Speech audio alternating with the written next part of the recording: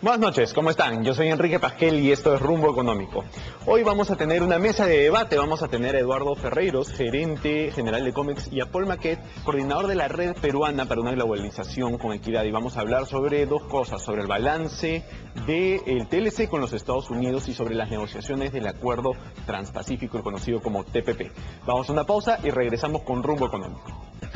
Bien, estamos de vuelta con esta mesa de debate para conversar sobre los beneficios del TLC con los Estados Unidos y sobre las negociaciones del Tratado Transpacífico o TPP. Estamos con Eduardo Ferreiros, gerente general de Comex, y Paul Maquet, coordinador de la Red Peruana para una Globalización con Equidad.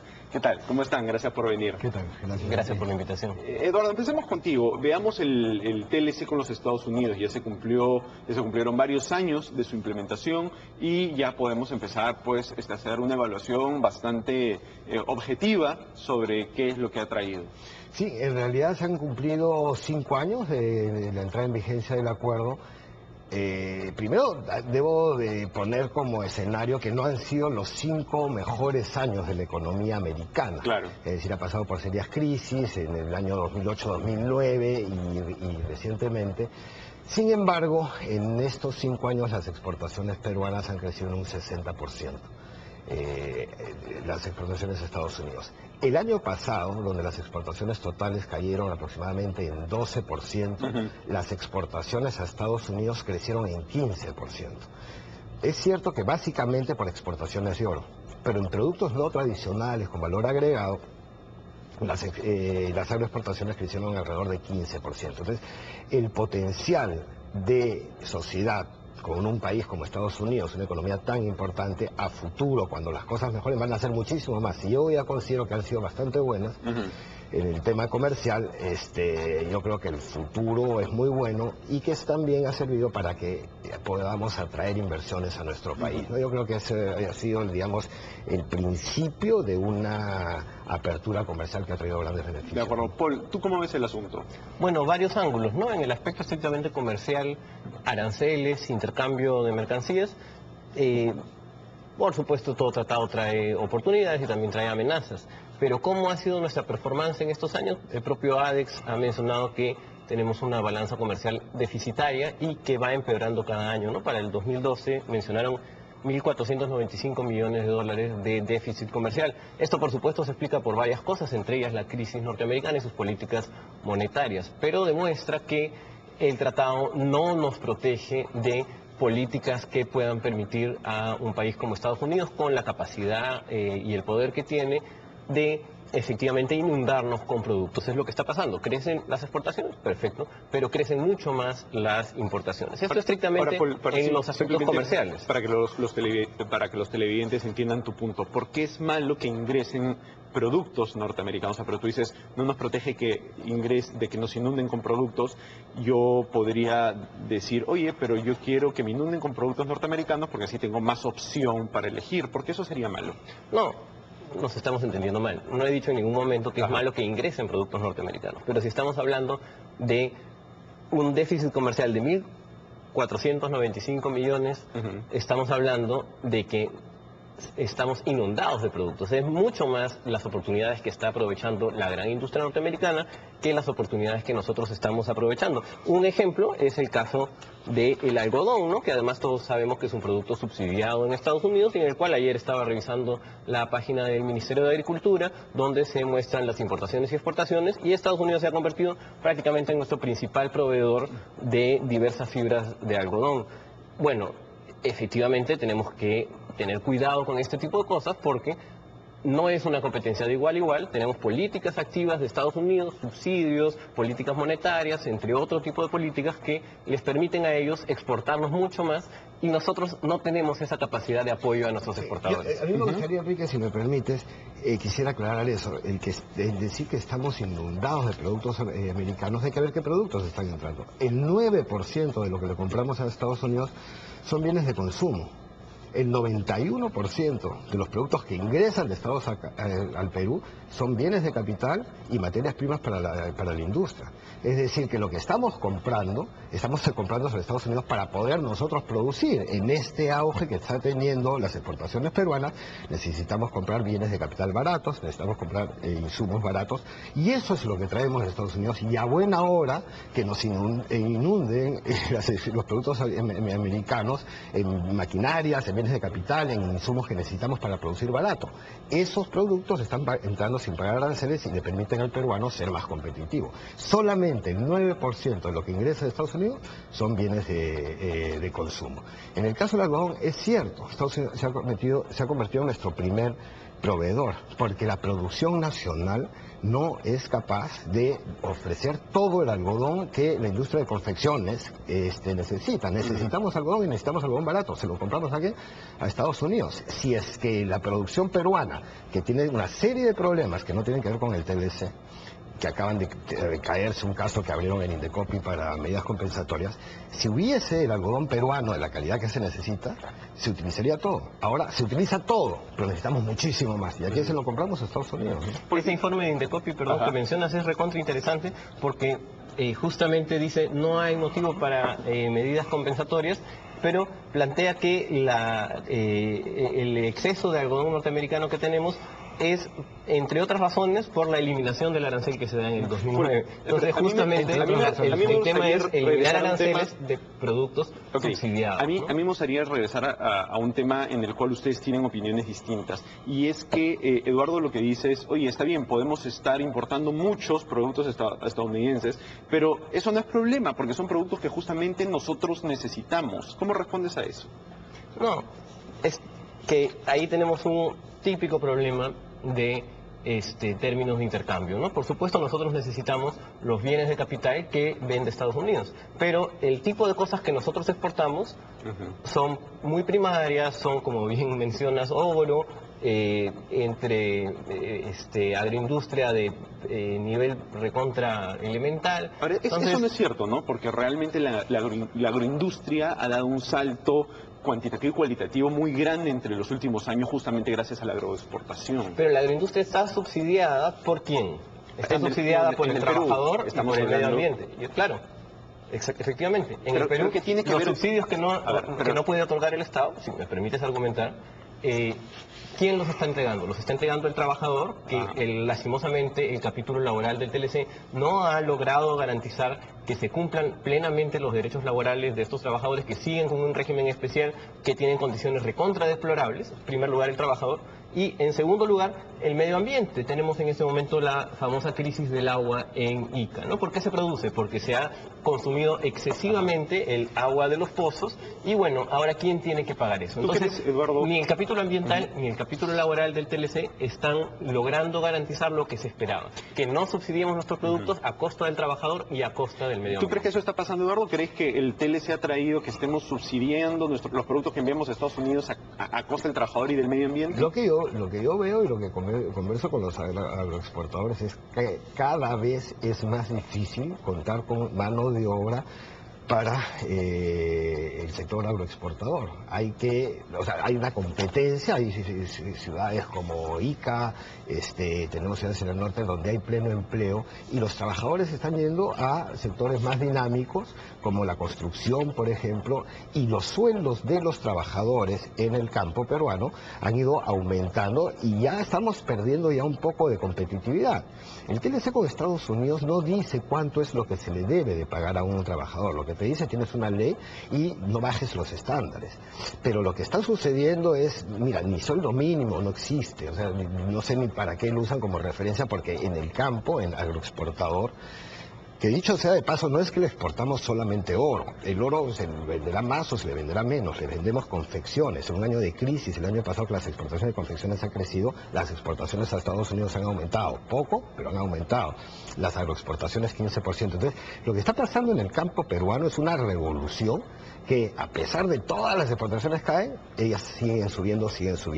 Y el problema que están teniendo es justamente ahora que no hay mano de obra y que se está haciendo cada vez más cara, ¿no? Entonces yo creo que cada vez tenemos trabajadores más pagados que están en un régimen donde tienen todos los beneficios sociales y que los beneficios los notamos en las capacidades de consumo de todas estas grandes ciudades a lo largo de todo el país, ¿no? La verdad es que vamos a ir a una pausa, me están pidiendo una pausa y regresamos con Paul. Bien, vamos a una pausa y volvemos con Rumbo Económico. Bien, estamos de vuelta con este debate entre Eduardo Ferreiros y Paul Maquet sobre el TLC y luego vamos a hablar sobre el TPP. Paul, antes de la pausa estábamos hablando sobre los beneficios que han obtenido los trabajadores gracias al TLC. Eduardo lo que decía es, oye, si tú ves, por ejemplo, el caso de ICA, realmente los trabajadores están mucho mejor de lo que están antes gracias a la agroexportación. ¿Tú qué opinas? Bueno, me gustaría invitarles a vivir una semana en las condiciones en que viven los trabajadores de la agroexportación, ¿no? Que no solamente es un tema salarial, es un tema de seguridad social, es un tema de seguridad y salud en el trabajo, y es un tema de hostilización y persecución a los que se organizan legalmente, de acuerdo a todos los convenios internacionales que ha firmado el Perú, formando sindicatos, personas que se les despide, que se los hostiliza, incluso que se les violenta, y hay denuncias de esto ¿Cuál es la evidencia en de toda esto? la costa. ¿Cuál es la evidencia de esto? La evidencia. Sí, o sea, ¿cuáles son las cifras que muestran que ahora hay están peor que numerosos antes? No estoy diciendo peor. No O sea, estoy diciendo ¿han mejorado? peor. No estoy diciendo mejor tampoco. Pero, el problema de la entonces... agroexportación es que está basada en un régimen especial Ajá. que les da menos derechos a los trabajadores de la agroexportación que a los demás. Este régimen especial, el TLC con Estados Unidos y su capítulo laboral no tiene las condiciones, no tiene las características para permitir que se supere este régimen especial. Y realmente no podemos seguir subvencionando la agroexportación con un régimen discriminatorio que le da realmente menos condiciones de trabajo que a otros sectores. Claro, gran parte de esa llamada discriminación quiere decir, por ejemplo, la temporalidad de la contratación. Si yo voy a cosechar espárragos estos meses del año, no puedo tener en planilla a un trabajador los 12 meses del año. Esas son las flexibilidades que da este régimen especial. Lo que yo sí puedo constatar, y he ido a las plantas, yo sí veo trabajadores cada vez en situaciones más cómodas, en comedores que están estrictamente regulados por el Ministerio de Trabajo y las condiciones laborales de los que yo he visitado en las empresas agroexportadoras. Estoy hablando de la agricultura formal, aquella que exporta. Están perfectamente, desde el punto de vista excesivamente supervisadas por el Ministerio de Trabajo, también por la SUNAT, aprovecho para decir, o sea, están en una supervisión constante. Y lo que están haciendo es generando cada vez más exportaciones, cada vez más empleo, pero sobre todo, que me parece interesante, sueldos más altos, cada vez más altos.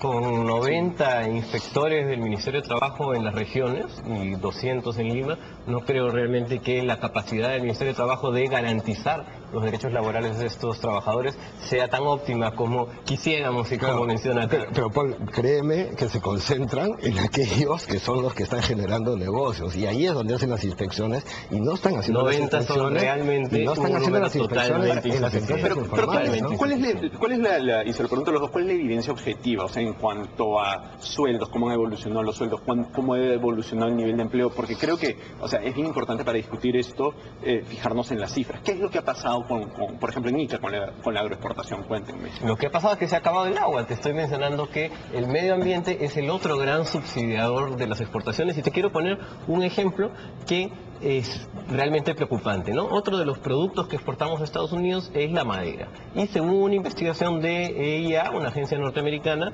tenemos un 36 o 37% de la caoba y el cedro que se han exportado a Estados Unidos, por lo menos hasta el 2010 que llega su investigación, son de origen ilegal o no se puede demostrar su origen. ¿Esto qué quiere decir? Nuevamente, el capítulo forestal del TLC no logra garantizar que realmente no hagamos lo que nos preocupaba antes de firmar el TLC, que estemos exportando a costa del medio ambiente, de los derechos de las personas, entre otros aspectos. Bueno, saliendo de la pregunta original, el tema que se ha introducido de la exportación de madera se exporta muy poco, y es cierto, y estoy de acuerdo con Paul, no se debe de exportar madera ilegal. ¿Qué cosa introduce el TLC de Estados Unidos? Obliga al Perú a cambiar su legislación. Nosotros no teníamos una legislación y eso era un desorden y se exportaba cualquier cosa. Nosotros nos hemos comprometido a cumplir ciertos acuerdos, está en el proceso de implementación una ley, un sistema de regulación forestal, ya se creó CERFOR, y lo que se está haciendo es una superintendencia que va a organizar para poder hacer exportaciones de madera de manera sostenible. Eso que digamos, no me siento orgulloso de decir que lo tenemos gracias al TLC, pero fue dado por el TLC, si no, esto seguiría siendo un desorden absoluto, ¿no? Entonces, sí, yo estoy de acuerdo. Ha habido antes, las estadísticas que menciona Paul vienen desde el 2010, el TLC entre 2009, y es una legislación forestal y ambiental que viene gracias al TLC implementándose, y acabamos de ver la creación de CERFOR, que creo que nos va a ayudar muchísimo. Vayamos a otro tema antes que nos dan el tiempo. El TPP es este megacuerdo de los países del Pacífico, este megacuerdo de integración comercial, pero se critica mucho una supuesta falta de transparencia en la negociación. Paul, entiendo que tu organización hace una vocera de este argumento, ¿no? Sí, efectivamente, yo en primer lugar quisiera destacar que el día de ayer 86 legisladores de 7 países de negociación han hecho pública una carta donde piden que se dé a conocer el texto antes de que sea firmado, y ellos se suman a manifestaciones anteriores de los parlamentarios chilenos y de los parlamentarios norteamericanos en el mismo sentido. ¿Qué es lo que ocurre? Nosotros nos preguntamos por qué tanto secreto. Yo entiendo, conversábamos en la sala sobre la necesidad de cierta confidencialidad en los temas comerciales, arancelarios, porque es como una partida de póker, pues yo no puedo abrir mi juego.